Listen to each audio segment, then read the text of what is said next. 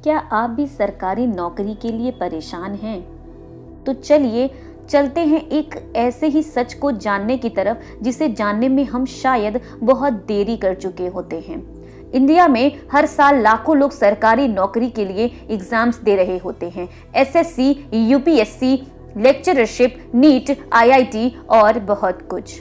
जिनका सिलेक्शन हो जाता है उन्हें हम किस्मत वाला कहते हैं, पर सवाल उनसे है जिनका सिलेक्शन नहीं हो पाता। हम 3 से 4 बार और प्रयास करने की सोच रहे होते हैं और इन सभी के बीच 4 से 5, 7 से 8 और कई बार 10 साल भी बीत चुके होते हैं। और तब जब हमें ये लगता है कि बहुत देर हो चुकी है, उम्र निकल जाती है, पढ़ने की इच्छा खत्म हो जाती है, तब हम परेशान होने लगते हैं, टेंशन में रहने लगते हैं और चिड़चिड़े हो जाते हैं। क्यों, ऐसा है या नहीं, कमेंट करके हमें जरूर बताइएगा। तो चलिए जानते हैं हम सरकारी नौकरी के पीछे आखिर भागते क्यों हैं। पहला, सिक्योरिटी। हमारी मेंटालिटी सेट है कि सरकारी नौकरी मिलने के बाद हमारी जॉब छूटने की टेंशन खत्म हो जाती है। दूसरा, सैलरी, जो आज के समय की सबसे बड़ी नीड है। तीसरा, पेंशन, जिसके लिए हम ये सोचते हैं कि सरकारी नौकरी मिलने के बाद हमारी लाइफ तो सेट है। आपको तो पता ही होगा कि इंडिया में 15 to 49 ईयर्स यानी कि 15 से 49 साल की उम्र में सबसे ज्यादा युवा हैं, यानी कि यूथ हैं, जिसमें से लाखों ऐसे हैं जिनके पास किसी तरह की नौकरी नहीं है या अनएम्प्लॉयड हैं। जरूरत क्या है? हमारे युवाओं को ऐसी किस चीज की जरूरत है जिससे वो खुद को आगे बढ़ा सकें और ग्रो कर सकें? 2 चीजों की, केवल 2 चीजों की जरूरत है हमारे युवाओं को। अपना एटीट्यूड यानी कि नजरिया बदलने की। दूसरा, कंफर्ट जोन यानी कि आराम पसंद जिंदगी से बाहर आने की। क्या पता हमारी जरूरत कहीं और हो, हमारी राइट प्लेस कोई और हो। चलिए इस बात को एक एग्जाम्पल से समझते हैं, जो कि आज के समय में एक सक्सेसफुल आदमी है। एक डॉक्टर अंकल थे जिनकी सरकारी नौकरी थी। उनके पास सब कुछ था, घर, गाड़ी, पैसा, सब कुछ। पर कुछ समय के बाद उनको ये एहसास होता है कि वो अपनी लाइफ में संतुष्ट नहीं है, खुश नहीं है।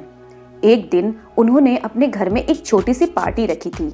डॉक्टर अंकल को खाना बनाने का बड़ा ही शौक था। पार्टी में भी उन्होंने ही खाना बनाया था।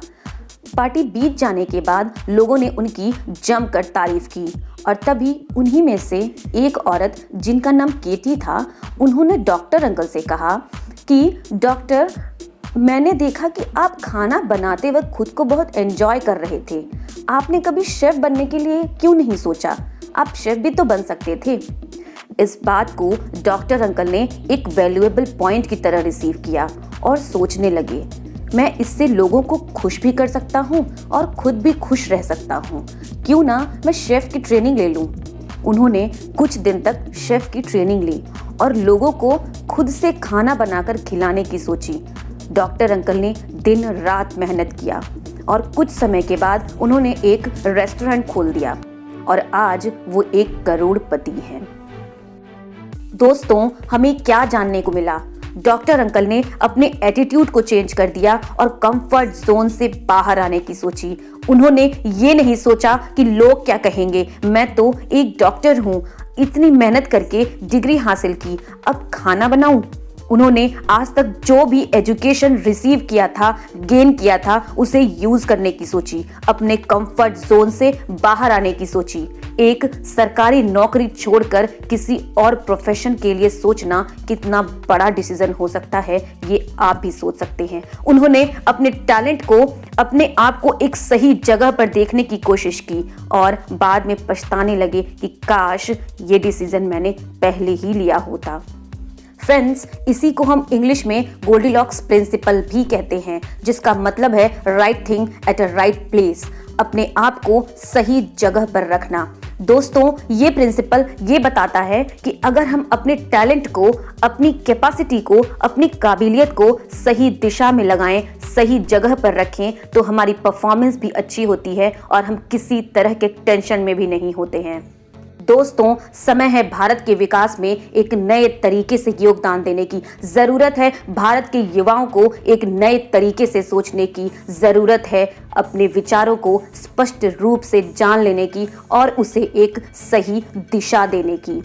जब सब कुछ खो चुके होते हैं, जी हाँ, याद रखिएगा, जब सब कुछ खो चुके होते हैं, याद रखिएगा, सारे फैसले हमारे थे। Hey, hello, hi. You are with Shikha Solutionista. Please like, share and subscribe my channel to watch next videos. Thank you.